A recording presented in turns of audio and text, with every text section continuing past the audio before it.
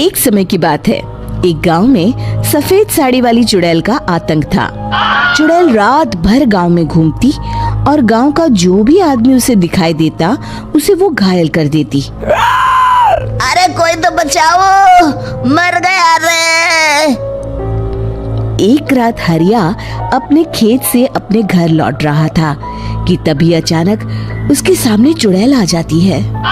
अरे बाप रे, ये चुड़ैल कहाँ से आ गई? आज तो मैं गया काम से।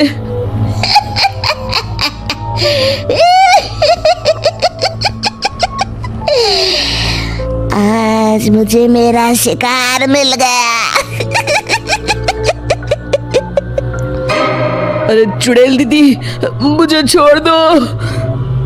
जैसे ही चुड़ैल हरिया की तरफ बढ़ती है, हरिया वहाँ से भाग जाता है और अपने घर के दरवाजे पे पहुँचता है। अरे भगवान, जल्दी से दरवाजा खोलो, मेरे पीछे चुड़ैल पड़ी है।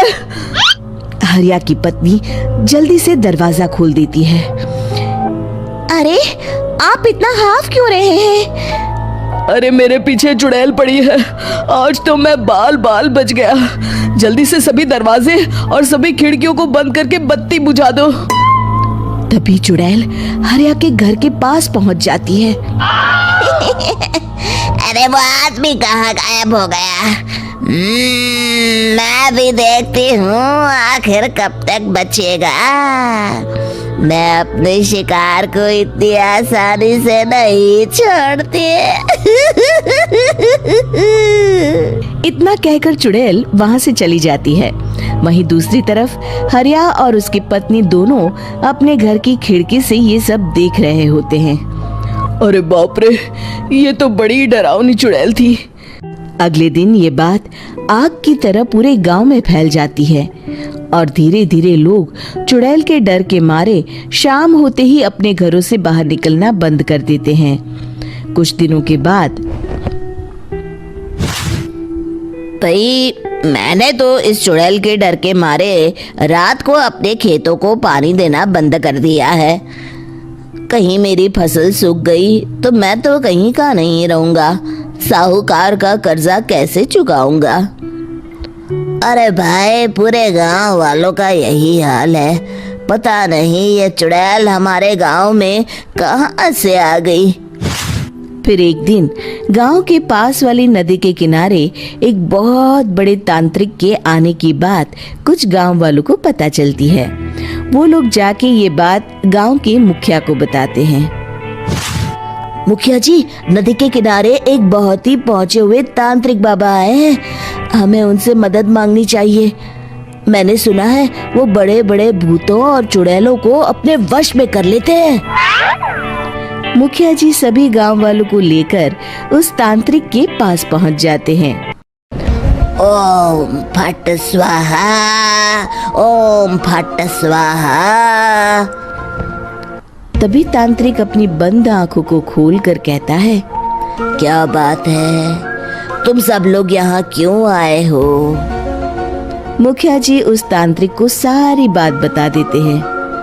अच्छा, तो ये बात है। और तांत्रिक अपनी आंखों को बंद कर लेता है। मैं देख रहा हूँ तुम्हारे पूर्वजों ने बहुत पाप किए थे, जिससे ये गांव अब श्रापित हो चुका है। उसी के फल स्वरूप तुम्हारे गांव में चुड़ैल आई है। ये चुड़ैल बहुत खतरनाक है, ये किसी को नहीं छोड़ेगी। हे भगवान, मर गए रे, अब क्या होगा? तभी गांव के मुखिया जी कहते हैं, बाबा, इस चुड़ैल से हम सबको बचा लीजिए। कोई तो उपाय होगा। इसका सिर्फ एक ही उपाय है। सभी गांव वालों को बारी बारी हर दिन अपनी आधी फसल उस पहाड़ी के ऊपर बनी काली गुफा में छोड़ के आनी होगी। तभी उस चुड़ैल की भूख मिटेगी और श्राप का प्रभाव खत्म हो जाएगा और तुम सब जिंदा बच जाओगे। सभी गांव वाले उस तांत्रिक की बात को मान लेते हैं और वहां से चले जाते हैं। फिर अगले दिन से रोज उस गांव के लोग बारी बारी से अपनी आधी फसल उस काली गुफा के पास जाकर रखाते। कुछ दिनों बाद हरिया की बारी आती है। बाप रे, आज तो मेरी बारी है उस काली गुफा में जाने की। क्या करूं, वो तो बड़ी खतरनाक चुड़ैल है। मेरे तो हाथ पैर कांप रहे हैं। फिर हरिया डरते डरते अनाज की बोरियां अपनी बैलगाड़ी में लाद देता है। तभी हरिया की पत्नी उससे कहती है, देखो जी, संभल के जाना और किसी भी हालत में शाम होने से पहले वापस आ जाना।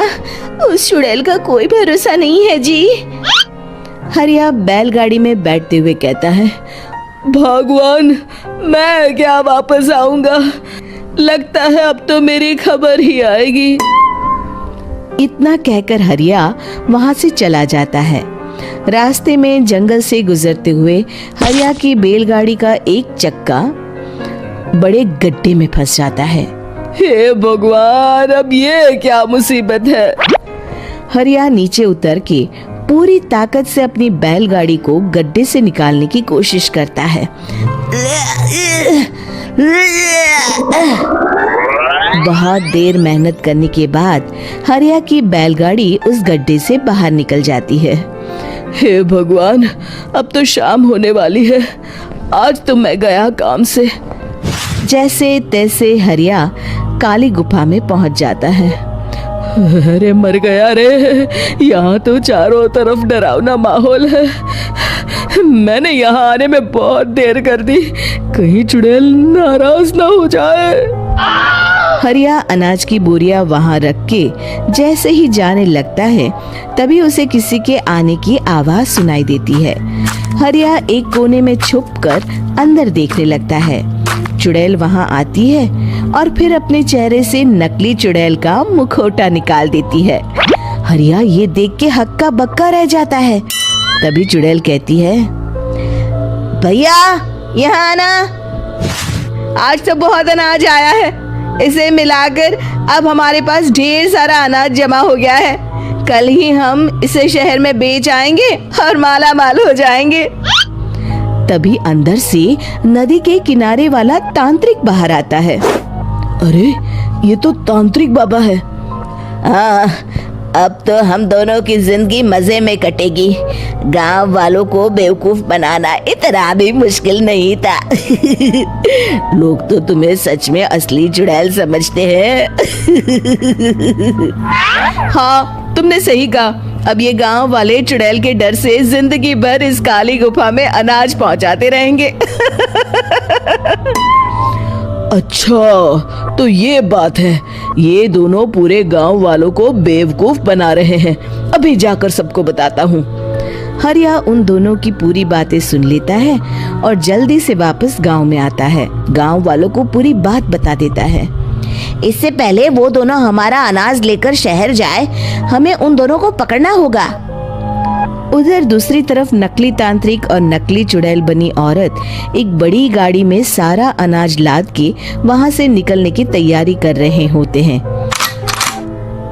जल्दी करो, इससे पहले हमें कोई देख ले। हमें यहाँ से निकलना होगा। और तभी वो दोनों देखते हैं कि सामने से सभी गांव वाले अपने अपने हाथों में मशाल लेके आ रहे हैं। दोनों बुरी तरह डर जाते हैं। रुक जाओ, तुम दोनों का भांडा फूट चुका है। अरे मर गए रे, ये गांव वाले कहाँ से आ गए? तुमने क्या सोचा इतनी आसानी से यहाँ से निकल जाओगे? ये अनाज हमने अपने खून पसीने से दिन रात खेतों में मेहनत करके उगाया है। दोनों मुखिया जी के पैरों में गिर जाते हैं। हमें माफ कर दीजिए, हम दोनों एक नंबर के कामचोर हैं। बिना मेहनत किए पैसे कमाना चाहते थे। हाँ हाँ, अब हम आगे से मेहनत मजदूरी करके पैसे कमाएंगे। हमें कुछ मत करना, हमें छोड़ दीजिए। इतना कह के दोनों गांव छोड़ के भाग जाते हैं और सभी गांव वाले फिर से खुशी खुशी रहने लगते हैं। शिक्षा, तभी तो कहते हैं कि किसी भी समस्या का समाधान केवल सूझबूझ से ही करना चाहिए और कभी हिम्मत नहीं हारनी चाहिए। दोस्तों, हमें उम्मीद है कि आपको हमारी ये कहानी पसंद आई होगी। कृपया हमारे चैनल को सब्सक्राइब करें और सभी अपडेट्स के लिए बेल आइकन जरूर दबाएं। और हाँ, वीडियो लाइक और शेयर करना मत भूलिएगा। Bye bye.